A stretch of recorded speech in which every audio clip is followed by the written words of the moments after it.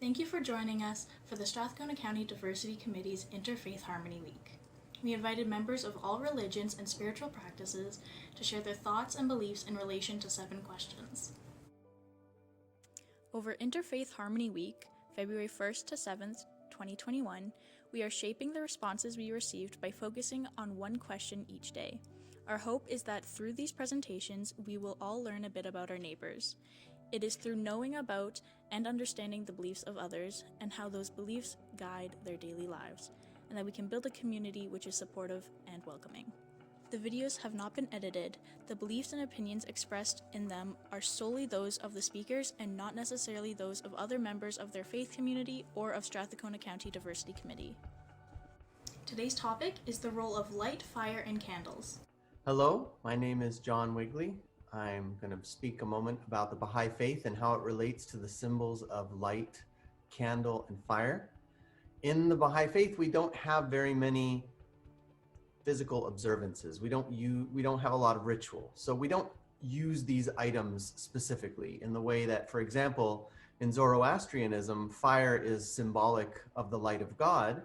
It is also a very important spiritual practice for them to keep a fire always lit in the temple. But while Baha'i writings do use these metaphors quite often, we don't have any concrete or physical ways in which we observe these things.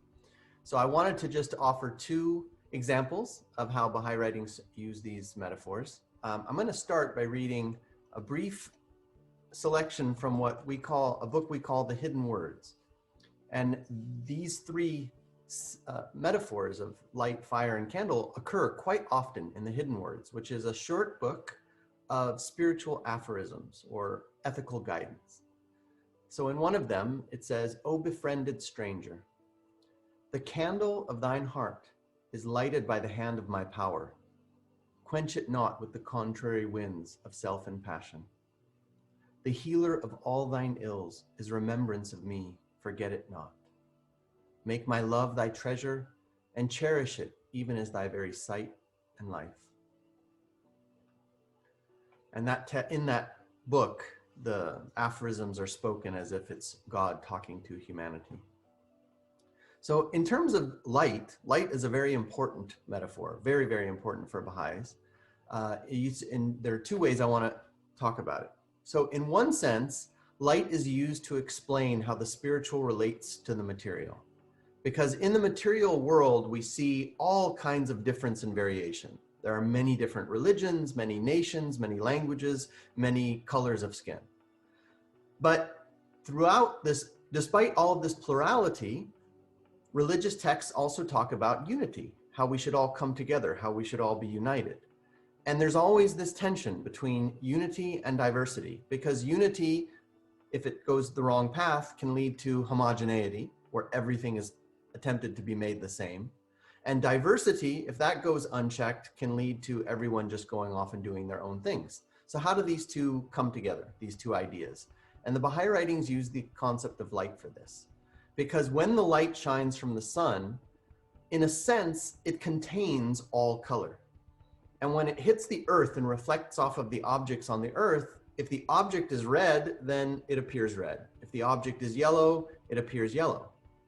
However, the objects don't actually have those colors.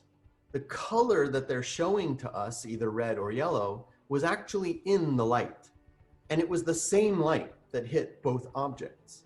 What makes a yellow object yellow is that the pigment covering that object absorbs all of the other colors in the spectrum that aren't yellow and leaves only the yellow to be reflected to the eye.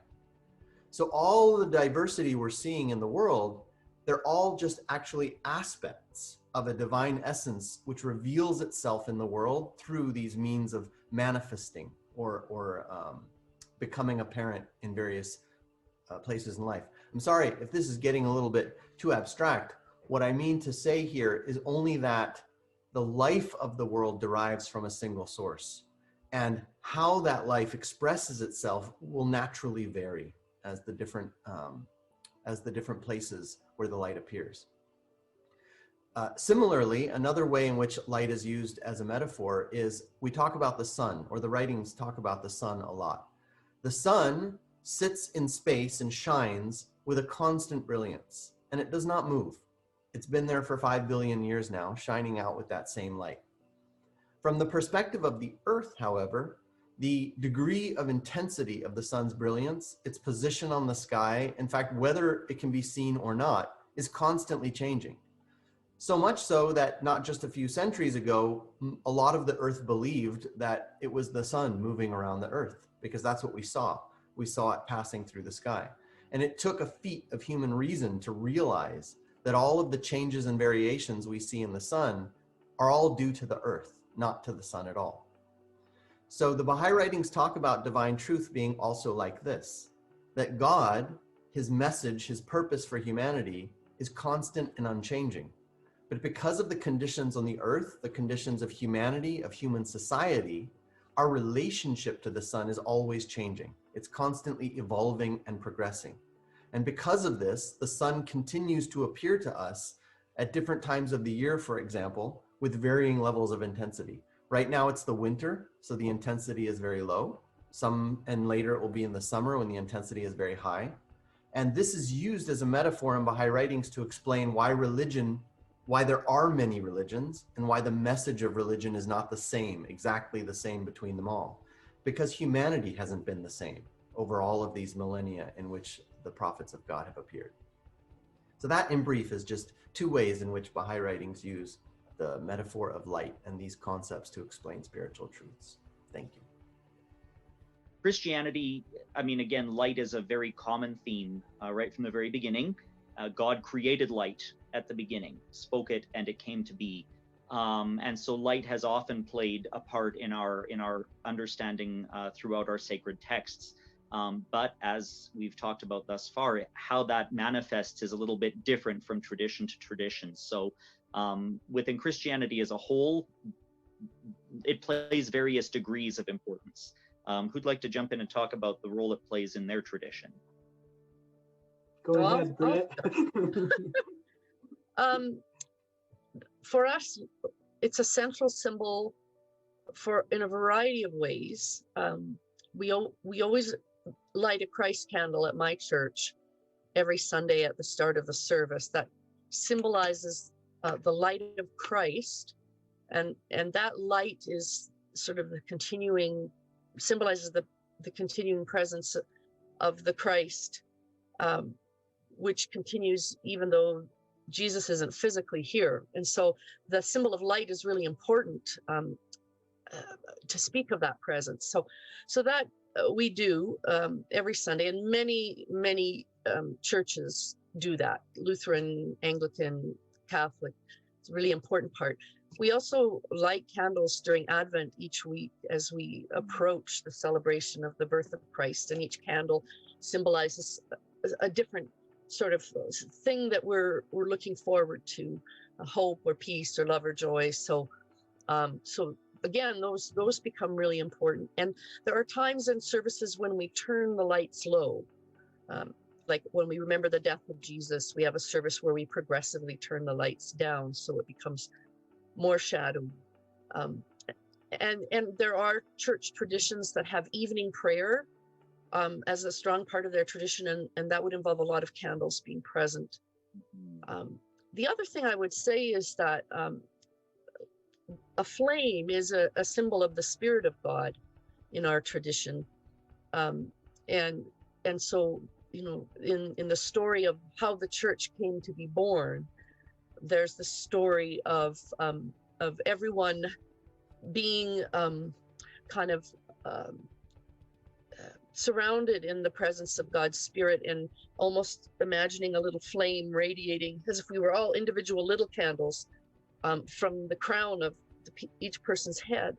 And so we understood that story to tell us about, you know, how God's presence can be like a candle flame for us in our lives. And so the symbolism of that is important as well. I think I'd probably piggyback a lot on what you had just said, Britt. I know for ourselves as Baptists, we don't have candle lighting as a regular part throughout the year, but like you, we do Advent candle lighting during the season of of Advent, leading up to Christmas, of course. And I think I have to betray here one of my favorite moments of the year is on Christmas Eve, when Yeah. we light candles from the Christ candle in the middle of the Advent wreath. And then we actually go and light candles, and everyone has a candle that they're holding in their hand, and the whole sanctuary is filled with these lights.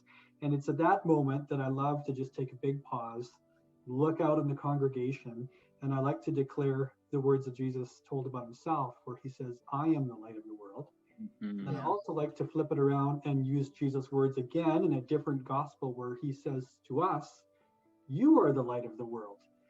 And I think that tags in, Britt, with what you were talking about with that experience of the day of Pentecost, as you described it, with those like tongues of fire, as it were, the symbol of the Spirit. We as Christians would believe that the Spirit is with us, and we're to be Spirit-filled followers of Jesus. So there's definitely lots of symbolism there. If I would broaden it out and maybe talk just about our texts within Scripture. Light obviously is something that's mentioned so many times to dispel darkness, because we do believe that there's darkness in the world as something that needs to be overcome by light and by goodness. We would look at fire as a very familiar motif within Scripture. Fire as something that it oftentimes refines. And you can talk about that personally, the impurities that I might have within my own self morally, needing to be refined like a refiner's fire, so that my life can more accurately reflect the character of Jesus. So yeah, those would be some of the motifs, perhaps, that are kind of underlying things within the biblical story. I'm only scratching at the surface, but maybe back to you, Adam. Yeah. It's interesting, and I was thinking about it, how if you look at the logos, the representations that many churches have for their denominations, flame plays a part of that. I think about the Methodist Church, the United Methodist Church down in the States. In the Seventh-day Adventist Church, our official logo is an open Bible with a three-pronged flame, as it were, coming up with a cross imposed in the middle. And it kind of speaks about, the role that the Scripture plays as foundational, but how that in and of itself is there to reveal the cross through the power of the Spirit, and the flame representing the Spirit. And I think anytime you look at any logo within Christianity that uses the flame, it very often points to the Spirit and the work that the Spirit does in that refining, in that enlightening us. I think Christianity is very much about enlightenment.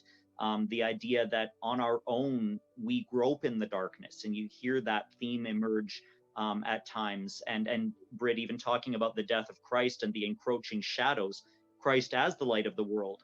At the time of his death, it talks about the darkness even that surrounded the cross.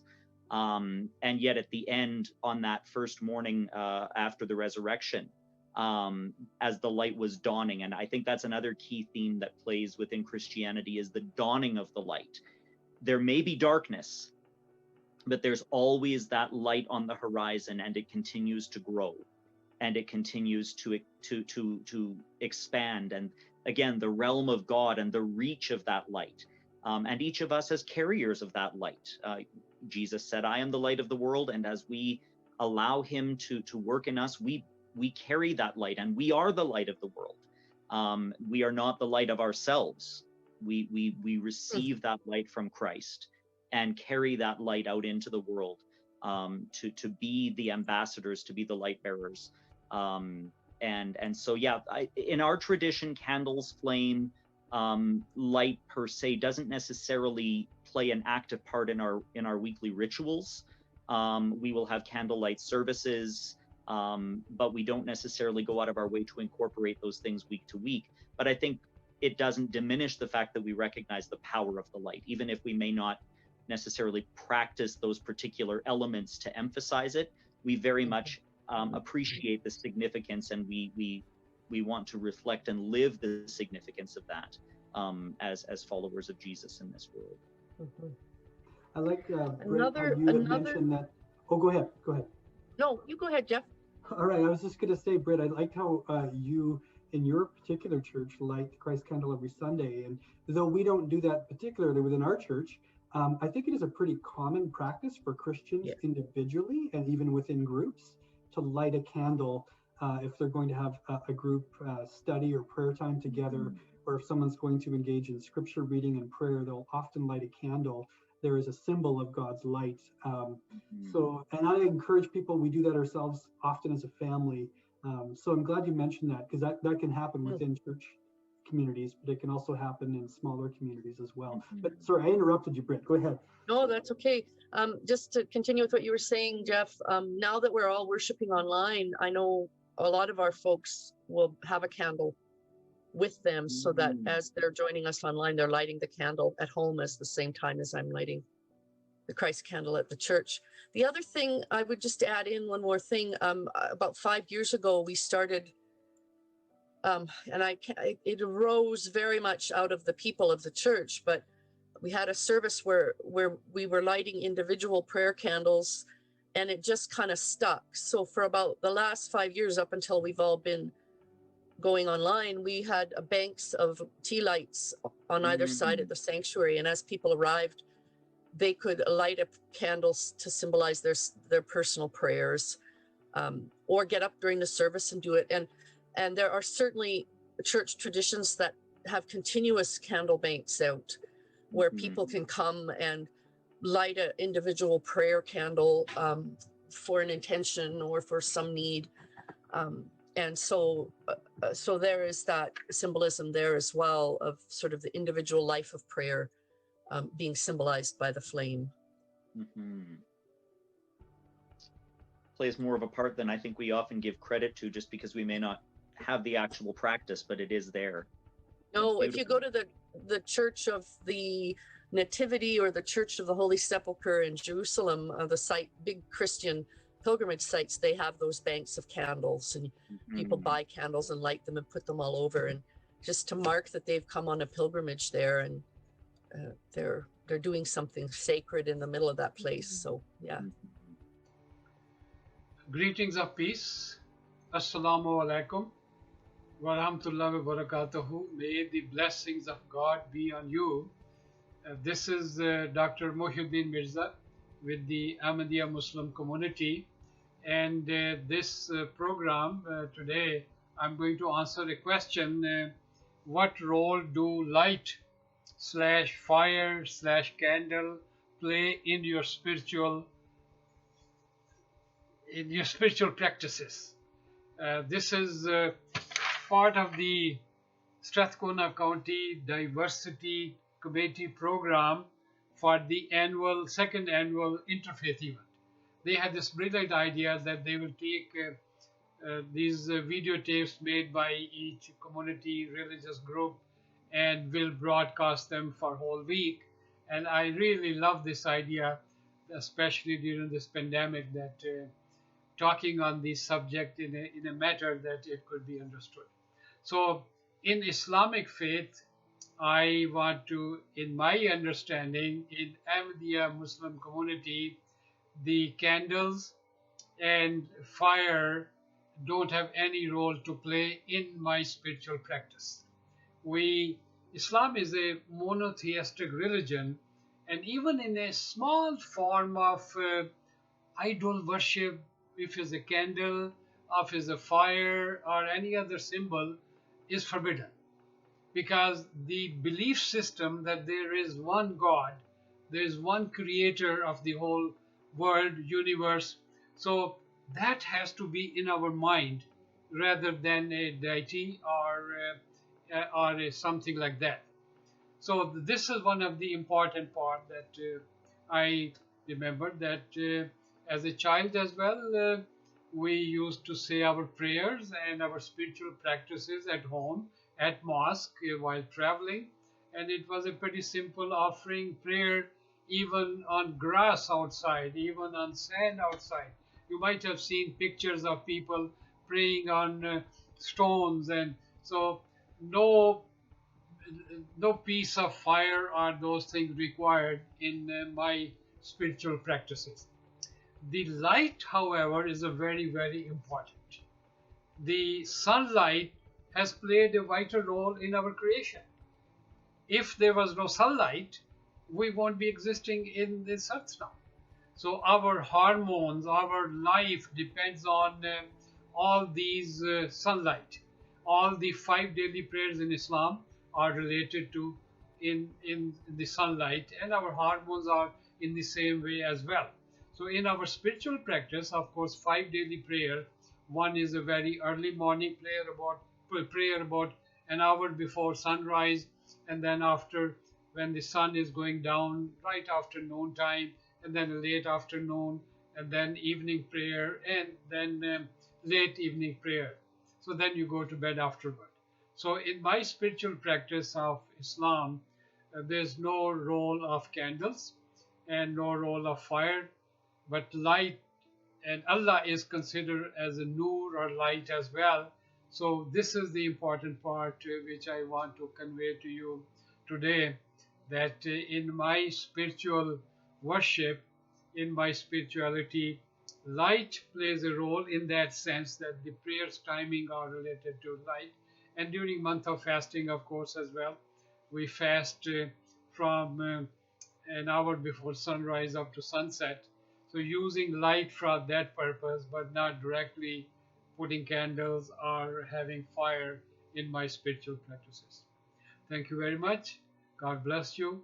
Appreciate all this effort by Strathcona Diversity Group. God bless you. Thank you. Bye.